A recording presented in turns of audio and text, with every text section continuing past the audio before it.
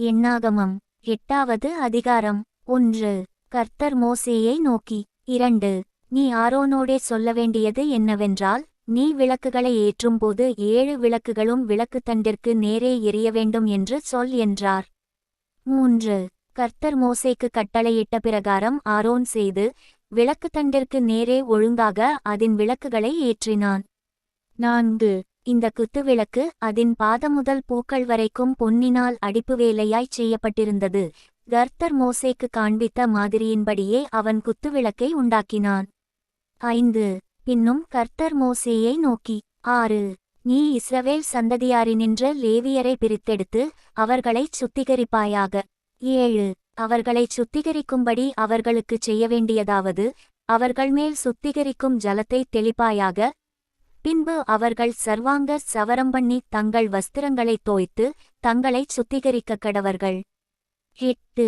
அப்பொழுது ஒரு காளையையும் அதற்கேற்ற எண்ணெயிலே பிசைந்த மெல்லிய மாவாகிய போஜனபலியையும் கொண்டுவரக் கடவர்கள். பாவநிவாரண பலியாக வேறொரு காளையையும் நீ வாங்கி.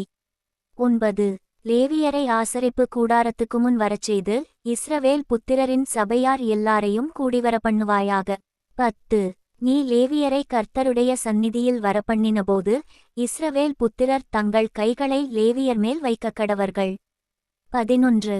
லேவியர் கர்த்தருக்குரிய பணிவிடை செய்யும்பொருட்டு ஆரோன் அவர்களை இஸ்ரவேல் புத்திரரின் காணிக்கையாக கர்த்தருக்கு முன்பாக அசைவாட்டப்படும் காணிக்கையாய் நிறுத்தக்கடவன். 12.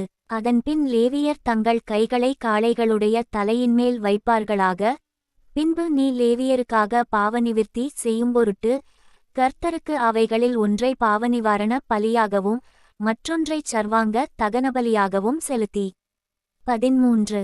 லேவியரை ஆரோனுக்கும் அவன் குமாரனுக்கும் முன்பாக நிறுத்தி அவர்களை கர்த்தருக்கு அசைவாட்டப்படும் காணிக்கையாக்கி. 14.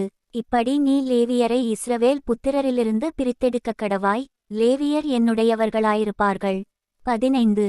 இப்படி அவர்களைச் சுத்திகரித்து அவர்களை அசைவாட்டும் காணிக்கையாக்கக் கடவாய். அதன்பின்பு லேவியர் ஆசரிப்பு கூடாரத்தில் பணிவிடை செய்ய பிரவேசிக்கக் கடவர்கள். 16. இஸ்ரவேல் புத்திரரிலிருந்து அவர்கள் எனக்கு முற்றிலும் கொடுக்கப்பட்டிருக்கிறார்கள். இஸ்ரவேல் புத்திரர் எல்லாரிலும் கற்பந்திறந்து பிறக்கிற சகல முதற்பேருக்கும் பதிலாக அவர்களை எனக்கு எடுத்துக்கொண்டேன். 17. இஸ்ரவேல் புத்திரரில் மனிதரிலும் மிருகஜீவன்களிலும் முதற்பேரானதெல்லாம் என்னுடையது. நான் எகிப்து தேசத்திலே முதற்பேரான யாவையும் சங்கரித்த நாளிலே அவைகளை எனக்கென்று பரிசுத்தப்படுத்தி. 18. பின்பு லேவியரை இஸ்ரவேல் புத்திரரிலுள்ள முதற்பேறு சகலத்திற்கும் பதிலாக எடுத்துக்கொண்டு. 19.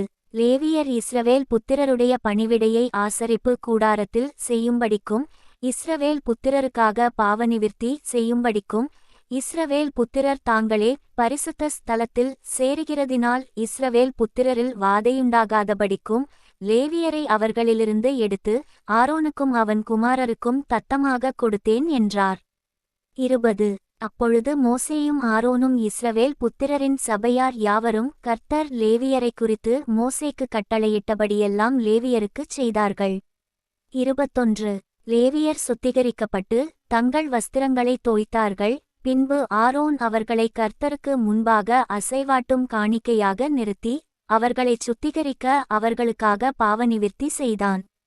22.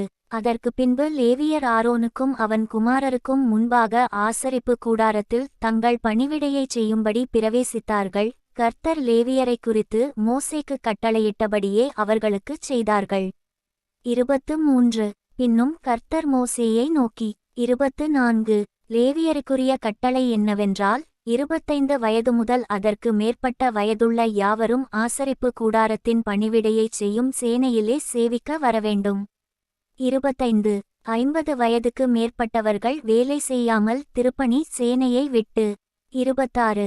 ஆசரிப்பு கூடாரத்தின் காவலை காக்கிறதற்கு தங்கள் சகோதரரோடே ஊழியஞ்செய்வதேயன்றி வேறொரு சேவகமும் செய்ய வேண்டியதில்லை. இப்படி லேவியர் செய்ய வேண்டிய வேலைகளை குறித்து திட்டம் பண்ண கடவாய் என்றார். எண்ணாகமம் 9வது அதிகாரம் 1. அவர்கள் எகிப்து தேசத்திலிருந்து புறப்பட்ட 2ஆம் வருஷம் 1ஆம் மாதத்தில் கர்த்தர் சீனாய் வனாந்தரத்தில் மோசேயை நோக்கி 2. குறித்த காலத்தில் இஸ்ரவேல் புத்திரர் பஸ்காவை ஆசரிக்க கடவர்கள். 3. இந்த மாதம் 14ஆம் தேதி அந்திநேரமான வேளையாகிய குறித்த காலத்தில் அதை ஆசரிக்கக் கடவீர்கள். அதற்குரிய எல்லா கட்டளையின்படியேயும் முறைமைகளின்படியேயும் அதை ஆசரிக்கக் கடவீர்கள் என்றார். 4. அப்படியே பஸ்காவை ஆசரிக்கும்படி மோசே இஸ்ரவேல் புத்திரருக்கு கட்டளையிட்டான். 5. அதனால் 1ஆம் மாதம் 14ஆம் தேதி அந்திநேரமான வேளையில் சீனாய் வனாந்தரத்தில் பஸ்காவை ஆசரித்தார்கள். கர்த்தர் மோசேக்கு கட்டளையிட்டபடியெல்லாம் இஸ்ரவேல் புத்திரர் செய்தார்கள். 6. அந்நாளில் சிலர் மனித பிரேதத்தினால் தீட்டுப்பட்டபடியினால் பஸ்காவை ஆசரிக்கத்தகாதவர்களாயிருந்தார்கள். அவர்கள் அந்நாளிலே மோசேக்கும் ஆரோனுக்கும் முன்பாக வந்து, 7. நாங்கள் மனித பிரேதத்தினால் தீட்டுப்பட்டவர்கள், குறித்த காலத்தில் இஸ்ரவேல் புத்திரரோடே கூட கர்த்தருக்கு காணிக்கையை செலுத்தாதபடிக்கு நாங்கள் விலக்கப்பட்டிருக்க வேண்டியது என்ன என்றார்கள். 8. மோசே அவர்களை நோக்கி, பொறுங்கள், கர்த்தர் உங்களைக் குறித்து கட்டளையிடுவது என்ன என்று கேட்பேன் என்றான். 9. கர்த்தர் மோசேயை நோக்கி, 10. நீ இஸ்ரவேல் புத்திரரோடே சொல்ல வேண்டியது என்னவென்றால், உங்களிலாகிலும் உங்கள் சந்ததியாரிலாகிலும் ஒருவன் பிரேதத்தினால் தீட்டுப்பட்டாலும் பிரயாணமாய் தூரம் போயிருந்தாலும் கர்த்தருக்கு பஸ்காவை ஆசரிக்க வேண்டும். 11. அவர்கள் அதை 2ஆம் மாதம் 14ஆம் தேதி அந்திநேரமான வேளையில் ஆசரித்து அதை புளிப்பில்லாத அப்பங்களோடும் கசப்பான கீரைகளோடும் புசித்து 12. விடியற்காலம் மட்டும் அதில் ஒன்றும் மீதியாக வைக்காமலும் அதில் ஒரு எலும்பையும் முறிக்காமலும் பஸ்காவினுடைய சகல முறைமைகளின்படியும் அதை ஆசரிக்கக் கடவர்கள். 13. ஒருவன் சுத்தமுள்ளவனுமாய் பிரயாணம் போகாதவனுமாயிருந்தும் பஸ்காவை ஆசரிக்காதே போனால் அந்த ஆத்துமா குறித்த காலத்தில் கர்த்தரின் பலியை செலுத்தாதபடியினால் தன் ஜனத்தாரில் இராமல் அறுப்புண்டு போவான். அந்த மனிதன் தன் பாவத்தைச் சுமப்பான். 14. ஒரு பரதேசி உங்களிடத்திலே தங்கி கர்த்தருக்கு பஸ்காவை ஆசரிக்க வேண்டுமானால் அவன் அதை பஸ்காவின் கட்டளைப்படியும் அதன் முறைமையின்படியும் ஆசரிக்கக் கடவன். பரதேசிக்கும் சுதேசிக்கும் ஒரே கட்டளை இருக்க வேண்டும் என்று சொல் என்றார். 15. வாசஸ்தலம் ஸ்தாபனஞ்செய்யப்பட்ட நாளிலே மேகமானது சாட்சியின் கூடாரமாகிய வாசஸ்தலத்தை மூடிற்று. சாயங்காலமானபோது வாசஸ்தலத்தின்மேல் அக்கினிமயமான ஒரு தோற்றம் உண்டாயிற்று. அது விடியற்காலமட்டும் இருந்தது. 16. இப்படி நித்தமும் இருந்தது. பகலில் மேகமும் இரவில் அக்கினி தோற்றமும் அதை மூடிக்கொண்டிருந்தது. 17. மேகம் கூடாரத்திலிருந்து மேலே எழும்பும்போது இஸ்ரவேல் புத்திரர் பிரயாணம் பண்ணுவார்கள். மேகம் தங்குமிடத்தில் இஸ்ரவேல் புத்திரர் பாளையமிறங்குவார்கள். 18. கர்த்தருடைய கட்டளையின்படியே இஸ்ரவேல் புத்திரர் பிரயாணப்படுவார்கள். கர்த்தருடைய கட்டளையின்படியே பாளையமிறங்குவார்கள். மேகம் வாசஸ்தலத்தின் மேல் தங்கியிருக்கும் நாளெல்லாம் அவர்கள் பாளையத்தில் தங்கியிருப்பார்கள். 19. மேகம் நெடுநாள் வாசஸ்தலத்தின் மேல் தங்கியிருக்கும்போது இஸ்ரவேல் புத்திரர் பிரயாணப்படாமல் கர்த்தரின் காவலை காத்து கொண்டிருப்பார்கள். 20. மேகம் சில நாள் மாத்திரம் வாசஸ்தலத்தின் மேல் தங்கியிருக்கும்போது கர்த்தருடைய கட்டளையின்படியே பாளையமிறங்கியிருந்து கர்த்தருடைய கட்டளையின்படியே பிரயாணப்படுவார்கள். 21. மேகம் சாயங்காலந்தொடங்கி விடியற்காலமட்டும் இருந்து விடியற்காலத்தில் உயர எழும்பும்போது உடனே பிரயாணப்படுவார்கள். பகலிலாகிலும் இரவிலாகிலும் மேகம் எழும்பும்போது பிரயாணப்படுவார்கள். 22. மேகமானது 2 நாளாவது ஒரு மாதமாவது ஒரு வருஷமாவது வாசஸ்தலத்தின் மேல் தங்கியிருக்கும்போது இஸ்ரவேல் புத்திரர் பிரயாணம் பண்ணாமல் பாளையமிறங்கியிருப்பார்கள். அது உயர எழும்பும்போதோ பிரயாணப்படுவார்கள். 23. கர்த்தருடைய கட்டளையின்படியே பாளையமிறங்குவார்கள். கர்த்தருடைய கட்டளையின்படியே பிரயாணம் பண்ணுவார்கள். கர்த்தர் மோசேயைக் கொண்டு கட்டளையிடுகிறபடியே கர்த்தருடைய காவலை காத்துக்கொள்வார்கள். எண்ணாகமம் 10வது அதிகாரம். 1. கர்த்தர் மோசேயை நோக்கி, 2. சபையை கூடிவரவழைப்பதற்கும் பாளையங்களை பிரயாணப்படுத்துவதற்கும் உபயோகமாக 2 வெள்ளிப்பூரிகைகளைச் செய்து கொள்வாயாக. அவைகள் ஒரே வெள்ளித்தகட்டால் செய்யப்பட வேண்டும். 3. அவைகளை ஊதும்போது சபையார் எல்லாரும் ஆசரிப்பு கூடாரவாசலில் உன்னிடத்தில் கூடிவர வேண்டும். 4. ஒன்றை மாத்திரம் ஊதினால் இஸ்ரவேலில் 1000 தலைவராகிய பிரபுக்கள் உன்னிடத்தில் கூடிவரக்கடவர்கள். 5. நீங்கள் அவைகளை பெருந்தொனியாய் முழக்கும்போது கிழக்கே இறங்கியிருக்கிற பாளையங்கள் பிரயாணப்படக்கடவது. 6. அவைகளை நீங்கள் 2ஆந்தரம் பெருந்தொனியாய் முழக்கும்போது தெற்கே இறங்கியிருக்கிற பாளையங்கள் பிரயாணப்படக்கடவது.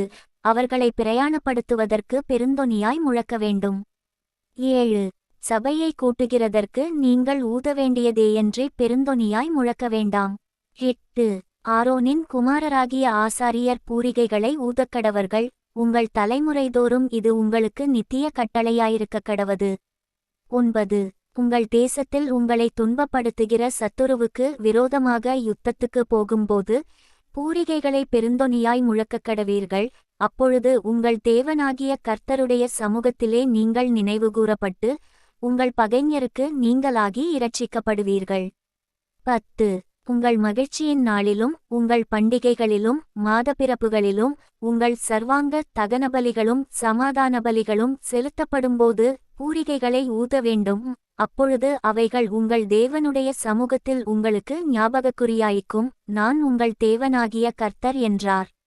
11. 2ஆம் வருஷம் 2ஆம் மாதம் 20ஆம் தேதியில் மேகம் சாட்சியினுடைய வாசஸ்தலத்தின் மீதிலிருந்து உயர எழும்பிற்று. 12. அப்பொழுது இஸ்ரவேல் புத்திரர் சீனாய் வனாந்தரத்திலிருந்து தங்கள் பிரயாண வரிசைகளாய் புறப்பட்டார்கள். மேகம் பாரான் வனாந்தரத்தில் தங்கிற்று. 13. இப்படியே கர்த்தர் மோசேயைக் கொண்டு கட்டளையிட்டபடி முதல் பிரயாணம் பண்ணினார்கள். 14. யூதா சந்ததியாருடைய பாளையத்தின் கொடி அவர்கள் சேனைகளோடே முதல் புறப்பட்டது. அவனுடைய சேனைக்கு அம்மினதாபின் குமாரன் நகசோன் தலைவனாயிருந்தான். 15. இசக்கார் சந்ததியாருடைய கோத்திரத்தின் சேனைக்கு சூவாரின் குமாரன் நெதனெயேல் தலைவனாயிருந்தான். 16. செப்புலோன் சந்ததியாருடைய கோத்திரத்தின் சேனைக்கு ஏலோனின் குமாரன் எலியா தலைவனாயிருந்தான். 17. அப்பொழுது வாசஸ்தலம் இறக்கி வைக்கப்பட்டது. அதை கெர்ச்சோன் புத்திரரும் மெராரி புத்திரரும் சுமந்து கொண்டு புறப்பட்டார்கள். 18. அதற்கு பின்பு ரூபன் சந்ததியாருடைய பாளையத்தின் கொடி அவர்கள் சேனைகளோடே புறப்பட்டது. அவனுடைய சேனைக்குச் சேத்தேயூரின் குமாரன் எலிசூர் தலைவனாயிருந்தான். 19. சிமியோன் சந்ததியாருடைய கோத்திரத்தின் சேனைக்குச் சூரிஷதாயின் குமாரன் செலுமியேல் தலைவனாயிருந்தான். 20. காத் சந்ததியாருடைய கோத்திரத்தின் சேனைக்கு தேகுவேலின் குமாரன் எலியாஜா தலைவனாயிருந்தான். 21. கோகாத்தியர் பரிசுத்தமானவைகளைச் சுமந்து கொண்டு புறப்பட்டார்கள். இவர்கள் வந்து சேருமுன் மற்றவர்கள் வாசஸ்தலத்தை ஸ்தாபனம் பண்ணுவார்கள். 22. அதற்கு பின்பு எப்பிராயீம் சந்ததியாருடைய பாளையத்தின் கொடி அவர்கள் சேனைகளோடே புறப்பட்டது. அவனுடைய சேனைக்கு அம்மியூதின் குமாரன் எலிஷாமா தலைவனாயிருந்தான். 23. மனாசே சந்ததியாருடைய கோத்திரத்தின் சேனைக்கு பெதாசூரின் குமாரன் கமாலியேல் தலைவனாயிருந்தான். 24. பென்யமீன் சந்ததியாருடைய கோத்திரத்தின் சேனைக்கு கீதேயோனின் குமாரன் அபீதான் தலைவனாயிருந்தான். 25. அதற்கு பின்பு தான் சந்ததியாருடைய பாளையத்தின் கொடி சகல பாளையங்களுக்கும் பின்னாக அவர்கள் சேனைகளோடே புறப்பட்டது. அவனுடைய சேனைக்கு அம்மிஷதாயின் குமாரன் அகியேசேர் தலைவனாயிருந்தான். 26. ஆசேர் சந்ததியாருடைய கோத்திரத்தின் சேனைக்கு ஓக்ரானின் குமாரன் பாகியேல் தலைவனாயிருந்தான். 27. நப்தலி சந்ததியாருடைய கோத்திரத்தின் சேனைக்கு ஏனானின் குமாரன் அகீரா தலைவனாயிருந்தான். 28. இஸ்ரவேல் புத்திரர் புறப்பட்டபோது இவ்விதமாய் தங்கள் தங்கள் சேனைகளின்படியே பிரயாணம் பண்ணினார்கள். 29. அப்பொழுது மோசே தன் மாமனாகிய ரெகுவேல் என்னும் மீதியானனுடைய குமாரனான ஓபாவை நோக்கி, உங்களுக்கு தருவேன் என்று கர்த்தர் சொன்ன ஸ்தலத்துக்கு நாங்கள் பிரயாணம் போகிறோம். நீயும் எங்களோடே கூட வா, உனக்கு நன்மை செய்வோம். கர்த்தர் இஸ்ரவேலுக்கு நல்ல வாக்குத்தத்தம் பண்ணியிருக்கிறார் என்றான். 30. அதற்கு அவன், நான் வரக்கூடாது, என் தேசத்துக்கும் என் இனத்தாரிடத்துக்கும் போக வேண்டும் என்றான். 31. அப்பொழுது மோசே, நீ எங்களை விட்டு போக வேண்டாம், வனாந்தரத்திலே நாங்கள் பாளையமிறங்கும் இடங்களை நீ அறிந்திருக்கிறபடியினால் எங்களுக்கு கண்களைப் போல இருப்பாய். 32. நீ எங்களோடே கூட வந்தால் கர்த்தர் எங்களுக்குச் செய்தருளும் நன்மையின்படியே உனக்கும் நன்மை செய்வோம் என்றான். 33. அவர்கள் கர்த்தருடைய பர்வதத்தை விட்டு 3 நாள் பிரயாணம் போனார்கள். 3 நாள் பிரயாணத்திலும் கர்த்தருடைய உடன்படிக்கை பெட்டி அவர்களுக்கு இளைப்பாறும் ஸ்தலத்தை தேடி காட்டும்படிக்கு அவர்கள் முன் சென்றது. 34. அவர்கள் பாளையத்திலிருந்து பிரயாணம் போகிறபோது கர்த்தருடைய மேகம் பகலில் அவர்கள் மேல் தங்கியிருந்தது. 35.